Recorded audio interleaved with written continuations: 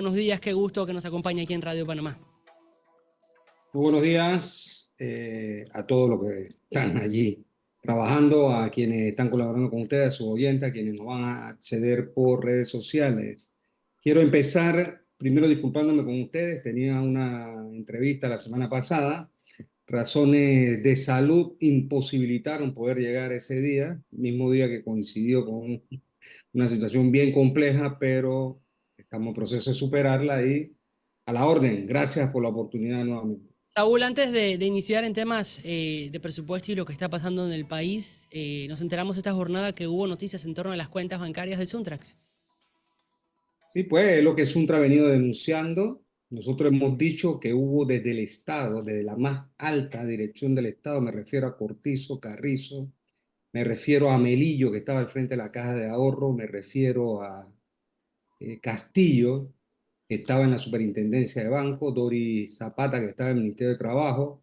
Me refiero incluso a una operación de guerra de nueva generación en el que cuando cierran las cuentas de Suntra 2 días después, y así lo hace saber la Estrella de Panamá, el diario, tituló de manera maliciosa, perniciosa, bajo carente de todo tipo de objetividad, de que se trataba de transacciones producto del terrorismo, y con ello, pues, abrió una cacería contra Suntra, sus dirigentes, se cerraron la cuenta de Suntra, el sindicato, de la cooperativa Suntrax, se cerraron la cuenta de 17 personas, miembros de la junta directiva de Suntrax, y además de eso, todo el personal que trabaja con Suntra está vedado de poder ir a una entidad bancaria a pedir un préstamo de cualquier tipo, porque la respuesta es no. Entonces, esta operación que fue desde la, reitero, de la esfera esta más alta hasta medios de comunicaciones, concitó también a que lo que se llama el sistema bancario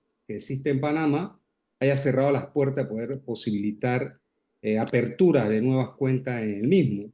Toda esta operación fue con el objeto de estrangular la organización en función de sus finanzas, estrangular obviamente a las personas, incluso compañeros que son pequeños productores, caso de Caballero, se le exigió renunciar a una sociedad junto a su familia para poder aperturar cuenta en un banco. Los bancos se han cerrado, creo que es la primera vez que se utiliza la banca como herramienta de persecución política. A esto le sumamos que en enero de este mismo año, a través de la mal llamada Unidad de Análisis Financiero, UAF, mal llamada, quiero reiterar eso, se presentó un supuesto informe a la Procuraduría General de la Nación, con la cual se abrió un expediente por blanqueo de capitales, capitales que todos pudimos demostrar, como lo dijimos de primer momento, real a real, centavo a centavo, los recursos de Suntra son legítimos. Si se quiere, lo más legítimo que existe son productos del trabajo, porque los que trabajamos y cotizamos a Suntra lo hacemos de nuestro salario y naturalmente pues ahí pudimos destruir ese expediente, y digo destruirlo porque aportamos la prueba nosotros. Nosotros litigamos el expediente, se cerró. Finalmente la Defensoría del Pueblo abrió un expediente de oficio al cual nos anexamos como víctimas al mismo. Presentamos una serie de pruebas que hemos presentado en otras instancias administrativas, judiciales, etcétera. Y finalmente lo que ocurre es que se pronuncia la Defensoría del Pueblo en los términos que lo ha hecho. Hay una clara violación a la libertad sindical, hay clara violación a la constitución política, hay violaciones a convenios de orden internacional como la Carta de Naciones Unidas que tiene con los derechos humanos, como los protocolos de San José y otras herramientas que se han suscrito por Panamá, porque la libertad sindical es un derecho humano también y no se puede utilizar el poder pretexto de persecución como la que está siendo objeto todavía hoy Suntra. Advierto, las cuentas de Suntra no están regularizadas. Las cuentas de Suntra siguen en las condiciones en las que se encuentran, especialmente los recursos que están en la caja de ahorro, que no hemos podido mover para ningún lado, pues no hemos podido depositar en ningún otro banco. Así que es una situación realmente lamentable, y yo concluyo mi primera intervención diciendo que esto es una asociación ilícita para delinquir. El ¿Cómo, Estado cómo? panameño está siendo secuestrado por mafias que se sientan en el solio presidencial, en la asamblea, en la corte, al servicio de los intereses, porque todo esto se da es porque, como ustedes saben, junto al pueblo luchamos por el cierre de First Quantum y eso se va a mantener así. El pueblo habló alto y claro y lo hará las veces que sea necesario por defender sus derechos, la soberanía y la humanidad. Señor Méndez, explíquenos eso de cómo es, de lo de las cuentas. Yo entendía que con la nueva administración se había dado la orden para que todo volviera a la normalidad. ¿Cómo así que todavía están teniendo problemas con las cuentas? Y segundo, ya que mencionó la minera, ayer hubo una carroza o entiendo que hubo participación de la minera en la pintada. Con relación al primer tema, nosotros a solicitud, nota enviada y reunión previa con la ministra de Trabajo actual y el actual mandatario, hemos recibido el 17 de julio. En ese momento, en esa reunión, además de él, estaba ya mencioné la ministra de Trabajo, el ministro de Seguridad Pública, el gerente del Banco Nacional, alguien más se me escapa del gobierno, y en la reunión estuve, por Suntra estuvo Genaro, la Boa Vargas y mi persona. En efecto, ahí nosotros venimos explicando y sosteniendo nuestra posición en torno a este tema, y sí se dio la orden de que se reaperturara la cuenta, más que, sí, reaperturar, porque ahí había una cuenta abierta, pero restringida. Porque el otro tema es que tenemos cuentas en otros bancos, pero restringieron el depósito a esas cuentas y los movimientos de las mismas son realmente estranguladores. Entonces, cuando eso se da, cuando casi llegamos a la oficina, mandan un correo de la entidad ya mencionada y dice, deposita toda tu plata aquí que después te mando los términos y condiciones. Pero como dice el viejo adagio, al Sí. perro macho se le capa una sola vez, obviamente eso no ocurrió. Entonces, sí hicimos un depósito de los cheques que teníamos en mano en ese momento, desde noviembre hasta julio, noviembre del año 2023 a julio del año 2024, se Había cheques depositaron vencidos. todos, en su mayoría vencidos, que tuvimos que renovar, etcétera, porque no se podían depositar. Ustedes saben que vencen a los 3 meses. Empezamos a pedir cheques certificados, otros que demoraban más tiempo. Bueno, en fin, la operación se pudo hacer, pero nosotros estábamos a esperar los términos y condiciones. Cuando llegan los términos y condiciones, eso es inaceptable. Y obviamente eso ha imposibilitado que nosotros depositemos el resto de nuestros recursos allí. Y los ¿Cuáles eran recursos, los condicionamientos, perdón, la interrupción, Saúl, que le pusieron en el Banco puedo Nacional? decirle, es una intervención judicial sin que exista resolución judicial. En esos términos creo que es bastante claro. Todo tipo de restricción, incluso el perfil transaccional que estábamos pidiendo no había sido mandado. En una próxima reunión que tuvimos la posibilidad de estar en la presidencia, comuniqué eso al presidente a razón del tema del seguro social, una reunión de representantes de CONUS y CONATO, se subió el perfil transaccional, pero los términos y condiciones siguen siendo los mismos. Por eso no hemos podido depositar todos los fondos allí. Y salimos a la banca a ver si con lo que se había ordenado se aperturaba el resto de los bancos y eso no ha sido posible. Es decir, la persecución sigue, la situación es realmente dura. Nosotros diseñamos un plan para resistir desde la discusión de la Asamblea General de Suntra de enero de este año hasta aquí. Se autorizaron todos los procedimientos legales dentro y fuera del país para tratar de romper este cerco, porque este es un cerco económico lo que se montó contra Suntra, y naturalmente también para operar. En eso nos hemos movido, hemos logrado, digamos, una ventana de posibilidades, los términos y condiciones. Nosotros redactamos una nota al Ejecutivo, la cual mandamos punto por punto de lo que se envió, indicando dónde consiste la violación realmente de nuestra libertad de manejar nuestros recursos autónomamente, como establece precisamente la libertad sindical, porque tú no puedes dedicar a la razón de que yo soy un banco, yo te voy a decir si tú mueves tu plata, no la mueves, cómo la mueves, cuándo la mueves, cuándo la puedes mover. Entonces eso es inaceptable y naturalmente pues ese es parte de un debate que se está teniendo, que por primera vez ya hago público desde la reunión del 17 de julio hasta aquí, porque lo que yo entiendo y entiende el Suntra es que esta medida se tomó le ha resultado a la clase dominante para sus intereses mantener a Suntra en esta condición, dicen ellos arrinconado, pero Suntra ha mostrado su capacidad de resistencia, su capacidad de pelea. Ya ustedes vieron la participación de Suntra en la movilización con relación al seguro y vamos a defender el seguro social y nos vamos a mover en este país las veces que sea necesaria en defensa, reitero, de los derechos de los trabajadores y de las trabajadoras, de los derechos de la soberanía nacional que tiene este país, este Estado, y de los derechos humanos, los derechos del ambiente, que son necesarios para el desarrollo de la vida de las personas. Y de eso es Saúl, de lo que... quiero pasar a un tema que tiene que ver también porque ustedes se han manifestado en torno al tema caja de seguro social. Hemos escuchado y hemos visto las propuestas que ha mencionado el Suntrax y los gremios que caminan con el Suntrax, pero ¿el Ejecutivo le ha presentado al Suntrax su propuesta o sus ideas en torno a cuáles serían las reformas a la caja de seguro social? Fíjese, la metodología que utilizó el señor Mulino, específicamente, que designó a Dino Mon, al ex director de la Caja del Seguro Social, como voceros y facilitadores y demás, realmente eso ha sido, y yo lo he denominado de esta manera, una mesa dictatorial. O sea, tú no me dices a mí, vamos a conversar, que es lo que puede ocurrir, pero cuando nos vamos a conversar tenemos que hablar en igualdad de condiciones. Tenemos que estar sentados en la mesa todos en las mismas condiciones. Y ahí impusieron metodología, impusieron facilitadores, esto es lo que es, yo vengo aquí primero a reunirme, después eso quedó en una mesa de escucha, yo vengo a escuchar, y en ningún momento han presentado nada del gobierno. Todos los demás que fueron convocados, en este caso CONUSI, porque Suntra no fue convocado de forma directa, expusieron sus propuestas, que como el país sabe, nosotros venimos trabajando este tema el 2005, que fue la última reforma hasta aquí, y presentamos y sustentamos técnicamente.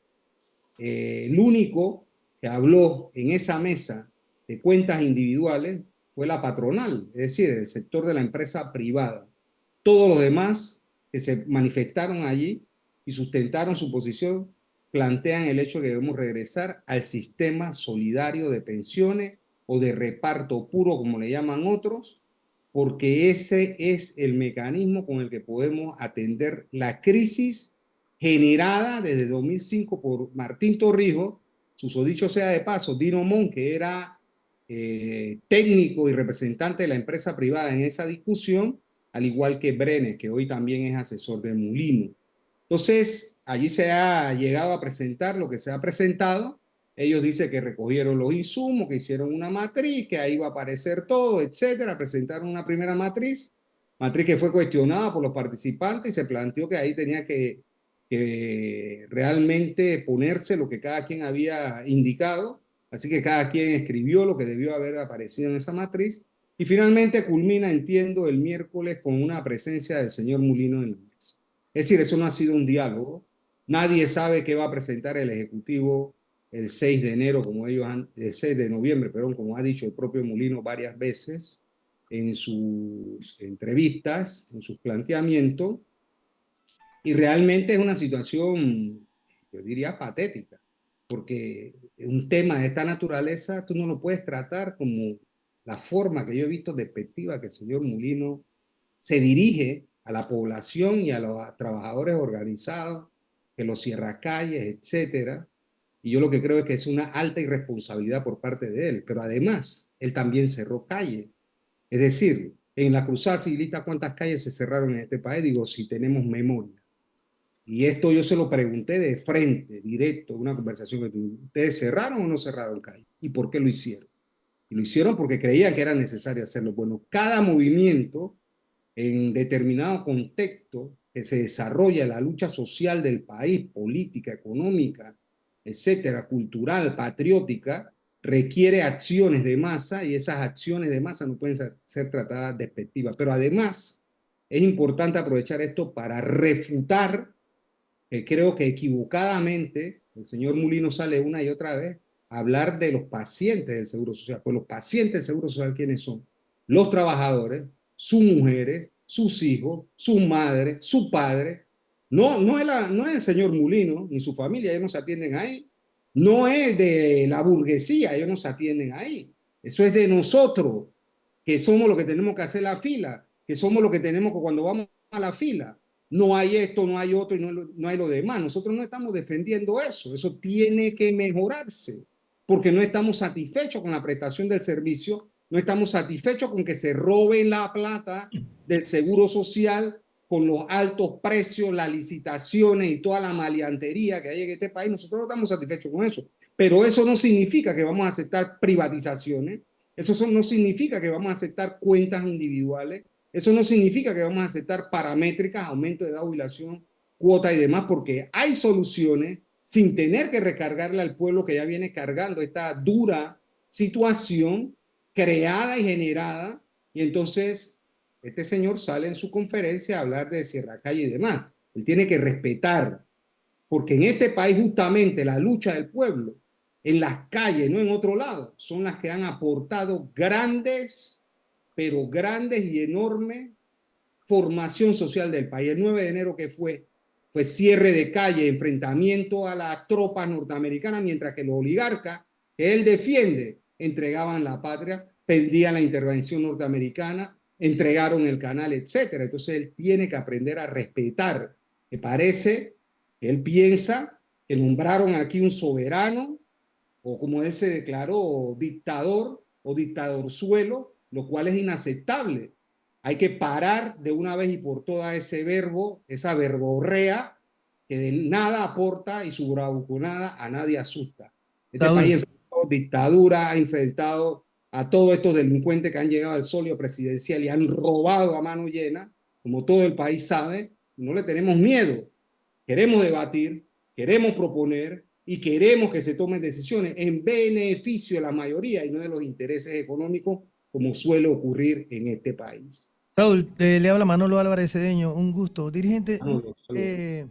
volviendo un poquito atrás, fíjese, si bien es cierto que la Defensoría del Pueblo hizo una radiografía sobre el tema de las cuentas del Suntrack, su planteamiento no es vinculante, pero ratificó, aunque no lo dijo con estas palabras que yo voy a decir, manifestar, que el sistema bancario panameño está siendo utilizado, o en el caso del Suntrack, fue utilizado como una policía política para perseguir, cuestionar al sindicalismo militante callejero, lo que no ocurrió durante la danza de millones de dólares, Chema, que se lavó en este mismo sistema bancario, y no he visto las sanciones ni a los bancos, ni a la gente que lavó, almidonó, planchó y tendió.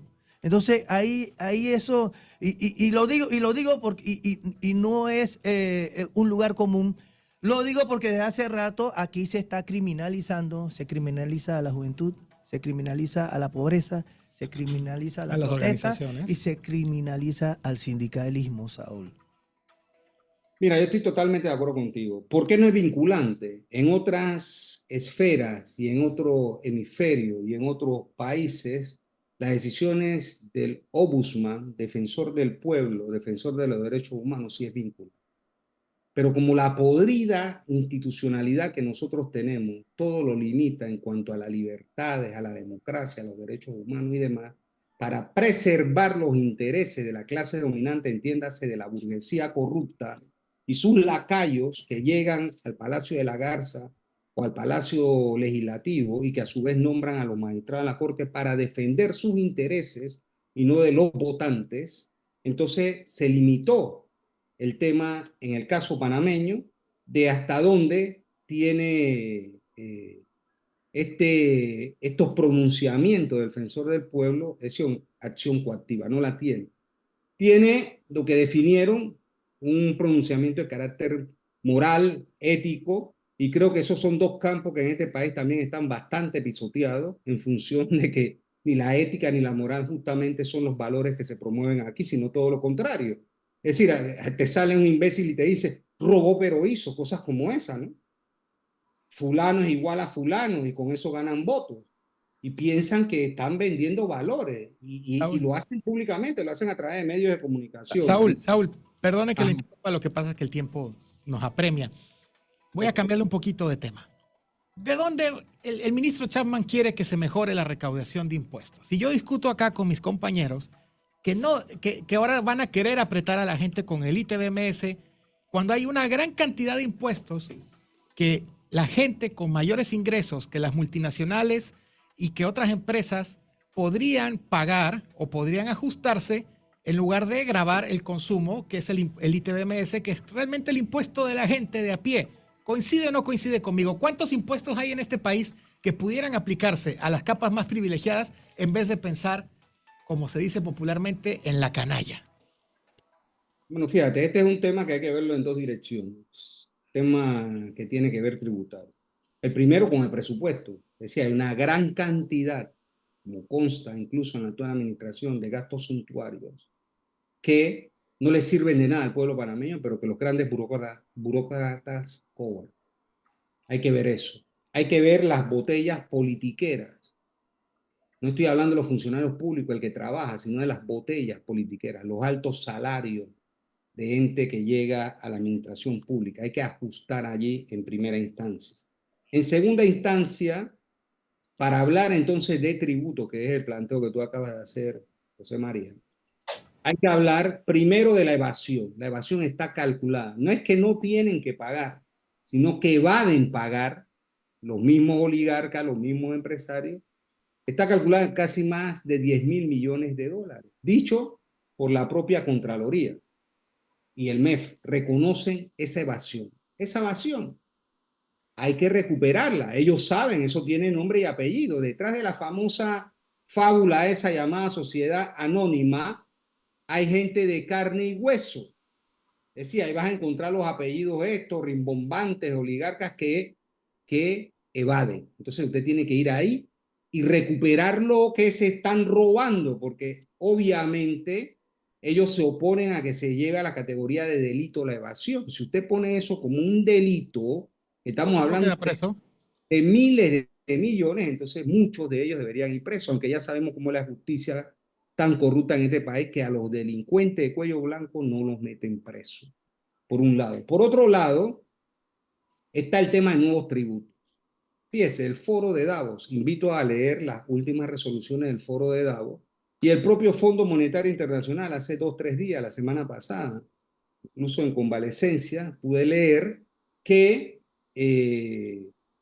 indica que es necesario que los ultra ricos, es decir, el capital transnacional y los capitales nacionales, empiecen a pagar impuestos, porque la política económica neoliberal llevó a que esos capitales, tanto de afuera como de adentro, se le exonera del pago de impuestos. ¿Para a quién recargárselo? Tú lo acabas de decir, a la canalla. Recargarlo en alimentos, como ocurre en otros países, aquí en una parte de ellos.